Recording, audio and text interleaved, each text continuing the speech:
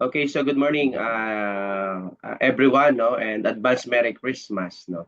So today we're going to discuss about supply chain management and logistic, no. So supply chain management and production and operation management represent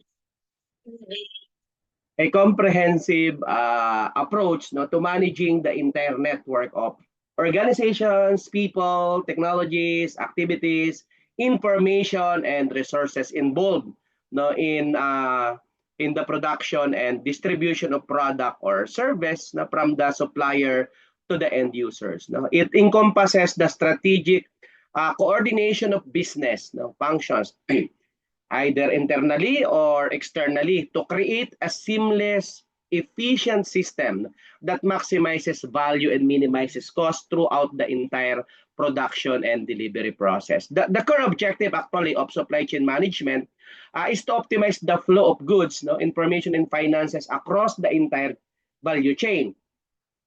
This involves sophisticated coordinations of procurement, manufacturing, no, transportation, warehousing, and distribution processes. So modern supply chain management goes beyond traditional logistic, no, integrating advanced technologies right now like artificial intelligence, blockchain, no, Internet of Things, and predictive analytics, no, to create a more transparent, responsive, and intelligent operational system that can anticipate and adapt to dynamic market conditions. So, logistic represent a critical component of supply chain management, focusing on the efficient movement, no, storage, and flow of goods, services, and related information from the point of origin to point of consumption. So again, it involves complex decision-making processes that optimizes transportation routes, inventory management, warehousing strategies, and distribution network. Advanced logistics strategies now incorporate actually real-time tracking, no, predictive modeling, and adapted routing techniques that minimize cost, reduce environmental impact, and enhance overall operational efficiency. And to give us more details about the topic, let us all welcome our presenter. Go ahead. Yes, good morning, sir, and advance Merry Christmas po. So thank you po for that introduction on my topic on supply chain management and logistics. So let's start na po. So nag-advance, sorry, hindi ko alam kung nag-a-advance. Nag-advance po. Still andyan, ma'am. Okay. Ayun, okay. Okay. Okay po. So Okay, let's start. Let's define what is supply chain management. Supply chain management refers to the process of overseeing and optimizing the entire flow of goods and services from the sourcing of raw materials to the delivery of the final product to the customer. So, same lang naman pala yung nakuha kong meanings yung first and second bullet. So, let's make the definition of supply chain management more easier or simpler. SCM is all about managing the flow of goods and services from the start to end. Effective SCM ensures that products are made efficiently, delivered on time, and meet customers' expectation. It helps businesses reduce costs, improve quality, and stay competitive. So, here are the components of the supply chain management. We have the customer, the planning, purchasing, inventory, production, and transportation. So the supply chain event starts when the customer decide to purchase a product being offered for sale by the company. So the next is planning. The planning department will create a production plan to produce the products to fulfill the customer's order. One of the biggest questions the procurement team need to ask is whether the organization plan is to manufacture goods or they will buy ready-made goods. So manufacturing ba or bili na lang sila ng ready-made to sell. In the event that the company manufacture finished products, the next question is, where will raw materials be purchased? Saan natin kukunin? Will it be from local, regional, or imported? Same question lang rin naman if the company is purchasing ready-made product and passing them to the consumer in a finished state. saan din ba ito kukunin? So yun din lang rin ang tanong doon sa planning department. So the third component is the purchasing. The purchasing department receive a list of raw materials and services required by the production department to complete the customer's order. This step is one of the most critical of the entire supply chain, as it is in this stage that the biggest cost savings can be achieved. So nandito yung medyo delikado kasi dyan natin madalaman kung makakatipid ba tayo sa pagpapurchase ng mga raw materials na bibili natin. By choosing the right vendors and offering the ideal price and who has the capacity to deliver required volumes in a timely fashion. This process will also include the need not only find vendors but evaluate and qualify them.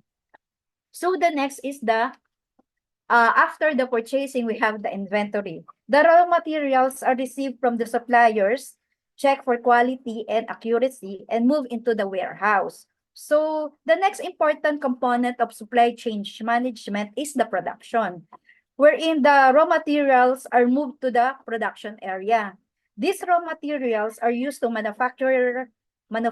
used by the manufacturer to finish products ordered by the customers and then sent to the warehouse where they await shipping.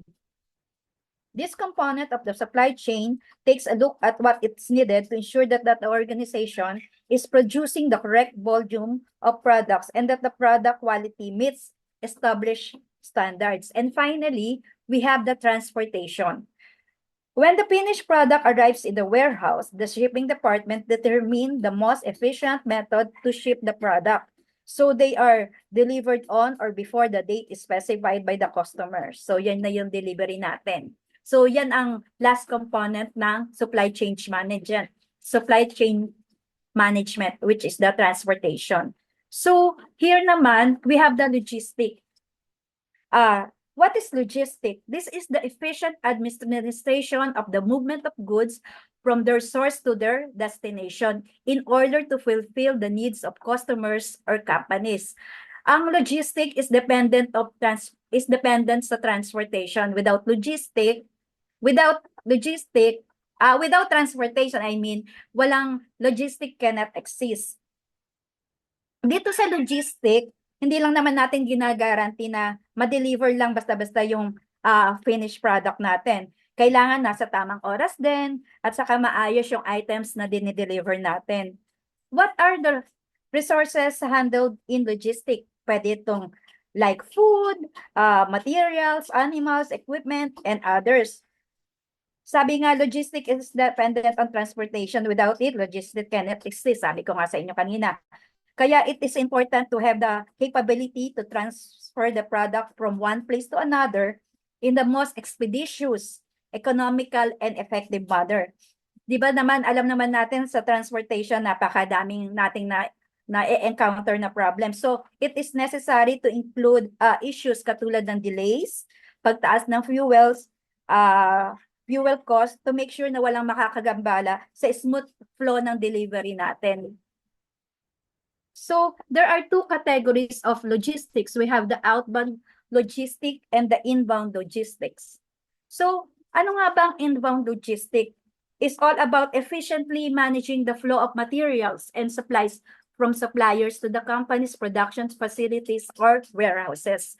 There are also activities involved in inbound logistics. We have the sourcing, purchasing, transportation, receiving, and storage. So for sa una nating activities, we have the sourcing. The suppliers who can provide the required materials at competitive prices and with reliable delivery schedules are identified and selected. Dito naman sa purchasing, negotiating purchases agreements with suppliers including pricing, delivery schedules, and payment terms. Diyan sa transportation naman, coordinating the movement of goods from suppliers to the company's facilities. This may involve working with freight carriers and custom brokers. Receiving and storage naman, we make sure na lahat ng materials are received in good condition and stored properly until they are needed for production. So for the second category ng logistic, we have the outbound. This involves the processes and activities required to move finished products from a company to its customer. So, ang activities naman involved in outbound logistics, we have the order processing, warehousing, inventory management, transportation, and distribution. Dito sa order processing, which is the first activity under the outbound logistic, this involves managing the customer's orders, including order entry, order management, and order fulfillment. In warehousing naman, this includes ensuring that the products are easily accessible and storing the finished good until they are ready to be shipped. Sa inventory management naman, keeping in track of our stock levels to ensure that products are available to meet customers' demand without overstocking. So, nandiyan yung tama lang pag-stock lang. Tama lang inventory natin. Hindi sobra, hindi kulang.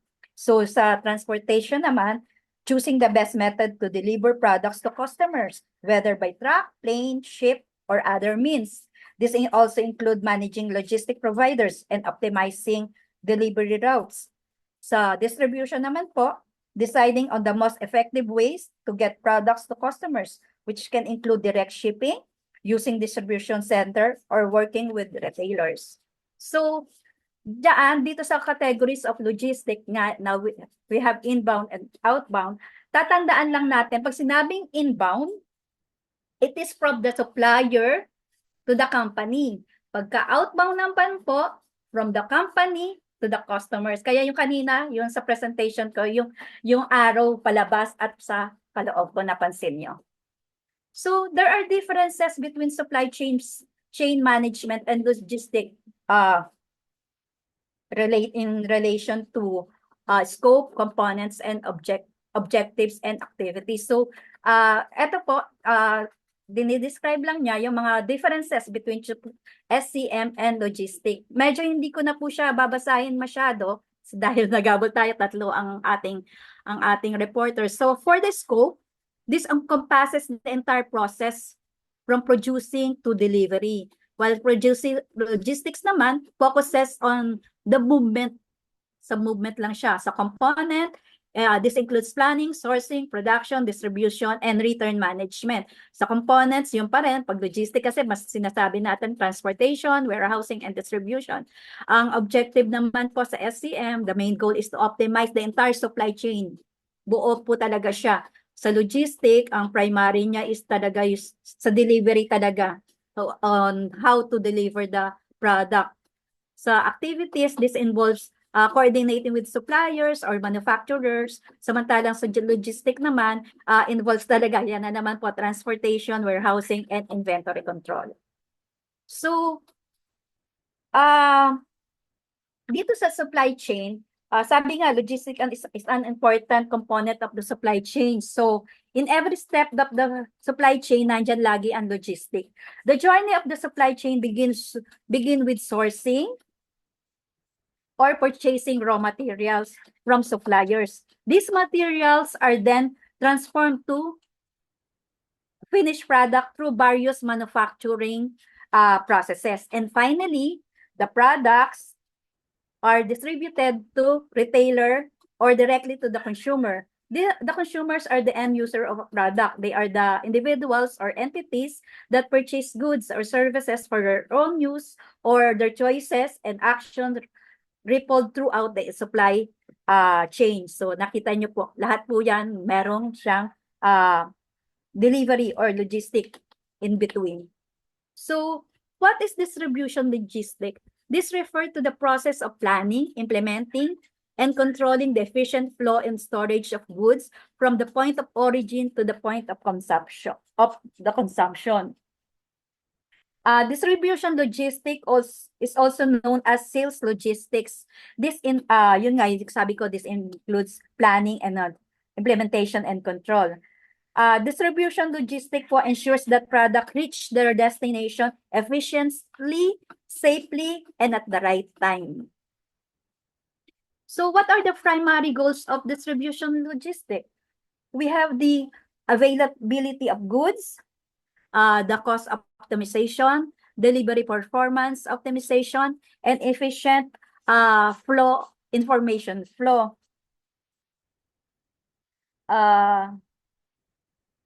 For the next slide, we have the key activities in distribution logistic process. First is the order processing. This is where overseeing and handling customer orders, which involves entering, confirming, and monitoring the progress of order. The next activity is the inventory control. This is where supervising and controlling inventory levels to provide the best possible stock availability. Pag may inventory control kasi tayo, may iiwasan natin ang pagkakaroon ng stock or stock out or overstock. Sa packaging naman po, ensuring na secure and efficient transportation of products by employing appropriate packaging methods that take into account aspects such as product safeguarding, economic efficiency, and adherence to rules. So, kailangan kailangan safe yung mga produkto natin. So, kailangan natin siyang i-pack ng maigi. So, the next is the transportation coordination. Collaborating with reputable carrier to facilitate the transportation of the package. Yung ano rin po, yung sa packaging rin po pala, this reflects the product's identity. So doon natin makikilala yung isang produkto sa packaging niya mismo. So dito naman po sa warehousing, this is where overseeing and running warehouses or distribution center to store, combine, and distribute items. For the next key activities, we have the distribution network design. Ini-ensure dito ang quick and cost-effective deliveries by strategically determining the appropriate number and placement of warehouses or distribution center.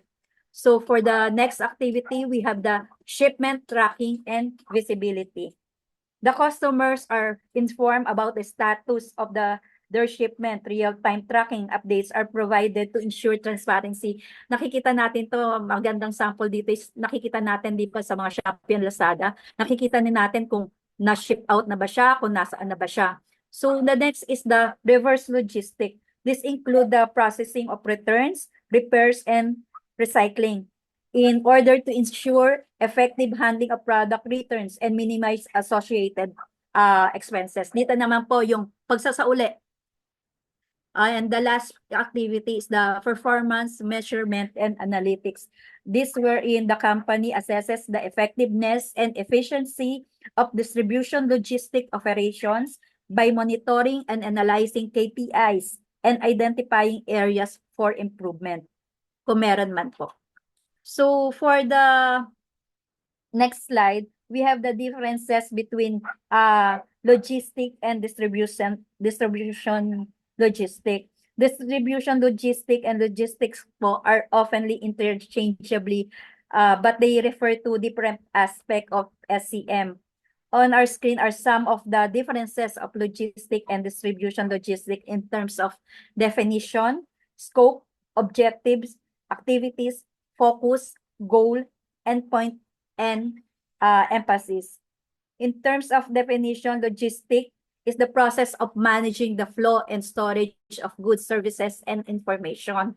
Sa distribution logistic naman po, we have subset of logistic that focuses on the movement and management of goods from production to end customer. As to scope, logistic covers the entire supply chain, while the DL focuses on distribution phase of the supply chain. As to objective, efficient flow and storage of goods, while sa DL is movement of goods from production to customer. So hanggang dulo po ito. So sa logistics, as to activities, procurement, transportation, and inventory, while sa DL, order processing, inventory control, and packaging, and transportation. As to focus, overall supply chain operation, buuan, movement, and management of goods in the distribution network naman for DL. As to main goal, optimizing supply chain operation, while sa DL naman po, meeting customer demands and enhancing operational efficiency. For the endpoint, sa logistic, point of consumption, sa DL, and customer, retailers, or distribution center. While sa emphasis naman po, cost minimization, customer satisfaction, efficient distribution, and timely delivery. So, there are different distribution channels. What are distribution channels po pala. These are routes by which commodities and services delivered from the origin to the intended recipient. We have two categories of distribution channels. We have the main categories and other types. So for the main categories, we have the direct distribution channel and the indirect distribution channels and the mixed or hybrid distribution channel. While sa other types naman po, we have extended distribution channel, producer to retailer distribution channel, and direct to consumer distribution channel. So, i-discuss po natin isa-isa ang difference ng anim na ito. So, for the direct distribution channel, as nakikita nyo po sa image, the firm assumes the full control over the distribution process by directly selling and delivering products to the clients. So makikita nyo naman po, from the manufacturer to the customer. Yan po ang distribution channel. While sa indirect naman, indirect distribution channel involving collaboration with one or more intermediaries to distribute and sell products. So from the manufacturer, meron pong dinadaanan, pwedeng isa or dalawa, para lang mapunta doon sa customer. So for the second main category naman po, which is the hybrid marketing system, this is a combination of direct and indirect methods allowing flexibility in distribution strategies to cater to different market segments or product types. So pwede siyang direct, pwede rin siyang indirect. For sa halimbawa po natin is when a corporation may directly offer its item to customers via its online store while also collaborating with chosen merchant or employing third-party fulfillment services for particular locations or markets. So for the other types naman po of distribution channel, we have the extended distribution channel, the producer to retailer distribution channel, direct to consumer distribution channel. So dito sa una, extended distribution channel encompasses all four entities, the producer, wholesaler, retailers, and clients. So dito naman po sa producer to retailer, the manufacturer directly sells their product directly to retailer who then sell them to the end consumer. So diretso na siya from the producer to the retailer. Wala na pong gitna. So dito naman, direct to consumer distribution involves manufacturing units selling their products directly to customers.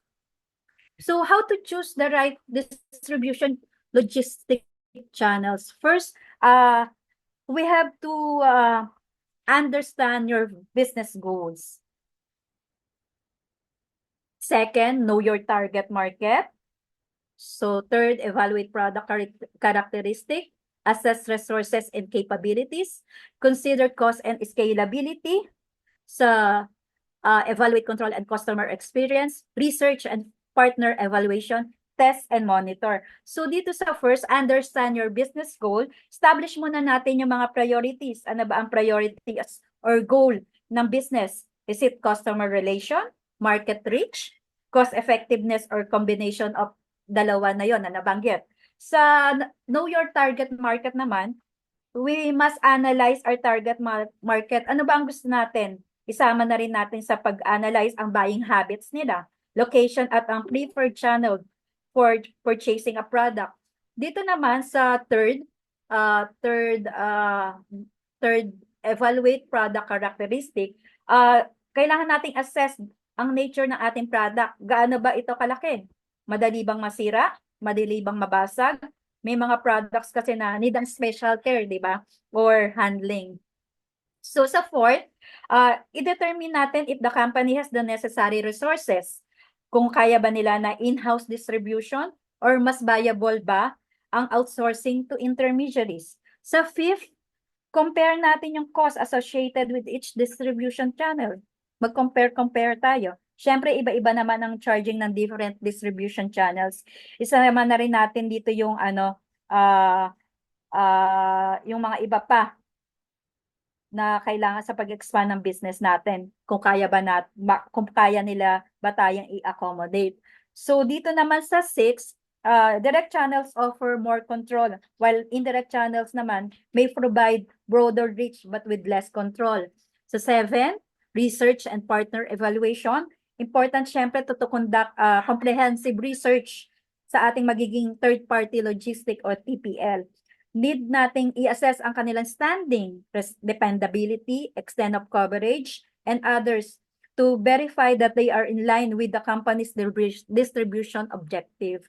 And last, test and monitor. Mag-start muna tayo with small scale test to assess the performance and effectiveness of the distribution channel. So, kung dapat yan isipin natin sa pagpili ng ating magiging distribution channel. So, for the next slide, we have the common challenges of distribution logistics. First, we have the inventory management. Paano natin ang ma-handle ang challenges? Balancing inventory levels to meet customer demands while minimizing holding costs and stockouts. Sa supply chain visibility, ensuring real-time visibility across the entire supply chain to track shipment, anticipate delays, and manage exception. So sa third, paano natin ma-handle yan transportation optimization? By optimizing transportation routes, modes, and carriers to reduce costs, improve delivery times, and enhance overall efficiency.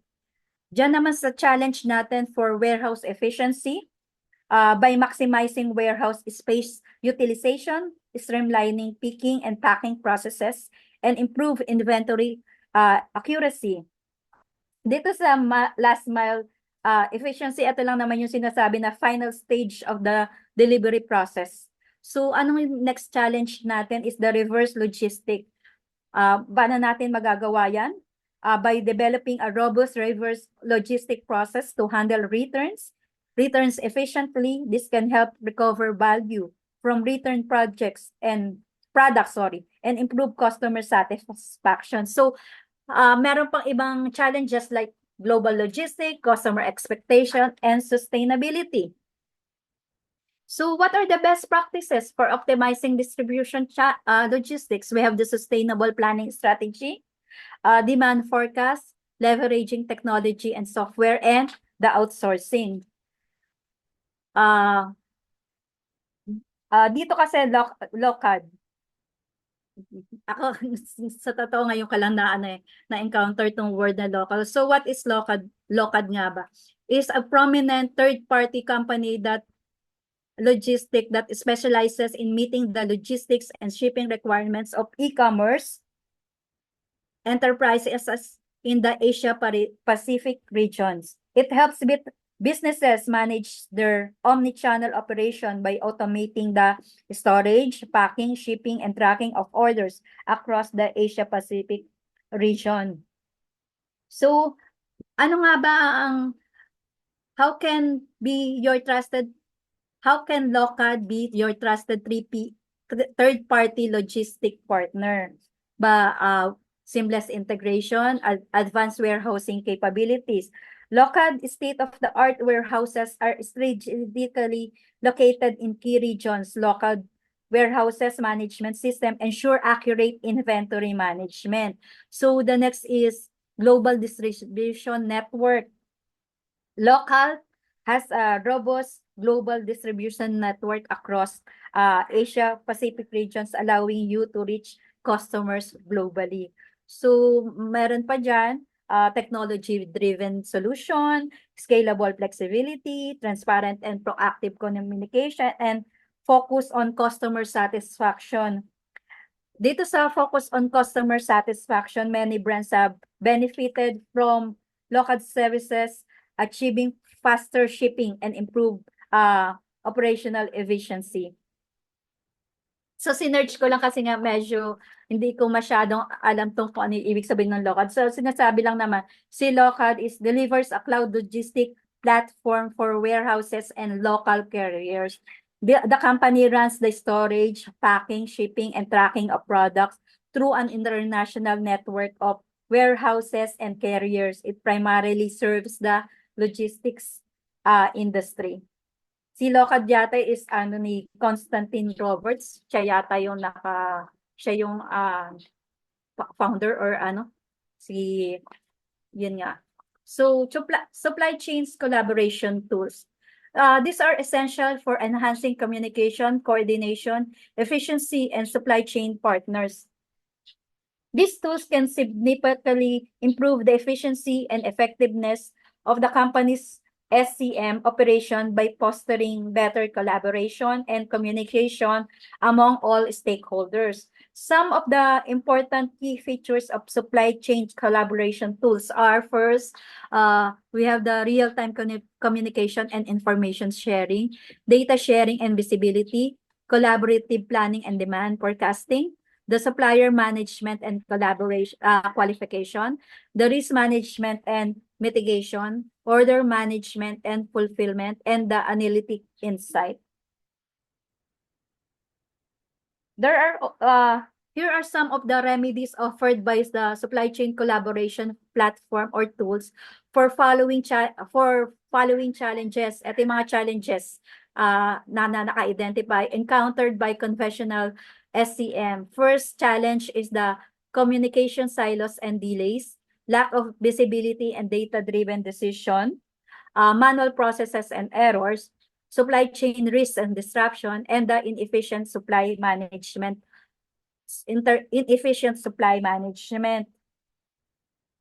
So, what are the advantages nga ba in using supply chain collaboration platforms or tools? First, we have the supply chain efficiency. Second, better customer satisfaction and service. We have the inventory optimization, cost reduction and savings, facilitating innovation and collaboration. Dito kasi sa book natin, ang na-mention lang na platform ay SourceDay. So, naghanap ako kung ano pa yung mga supply chain collaboration platforms or tools. So, nakita ko nga si Blue Yonder, si NetSuite, si Oracle, at saka Shepler. So, yan yung mga nakita ko. Siyempre sila lahat may in-offer na iba't ibang features na binibigay. So, what are the key elements of collaborative approaches to enhance supply chain's efficiency?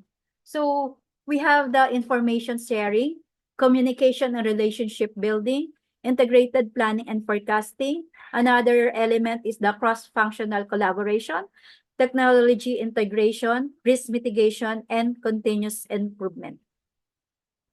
So, yun na po ang last slide. So, thank you very much, sir.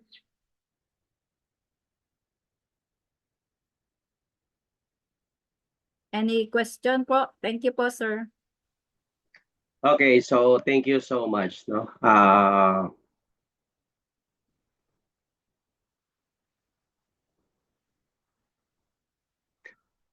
right now, no, can you hear me? Okay. So right now, no, most commonly, no, the strategic supply chain management has evolved to address global complexities, no, including risk management, sustainability considerations, and technological disruptions. Company, no, must develop resilient supply chain strategy, no, to navigate, of course, to navigate the geopolitical uncertainties, no? And even, of course, the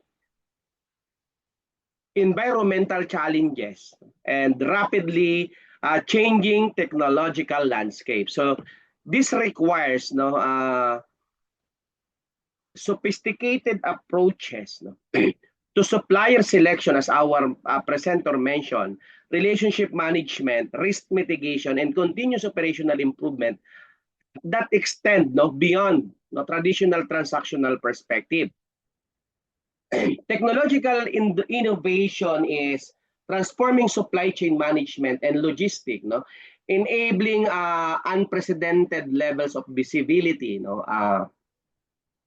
efficiency and adaptability, because right now, no, advanced technologies, no, like artificial intelligence, we have machine learning, blockchain, and Internet of Things provide real-time insights, no, predictive capabilities, and intelligent automation, that revolutionize how the organizations manage complex global supply networks.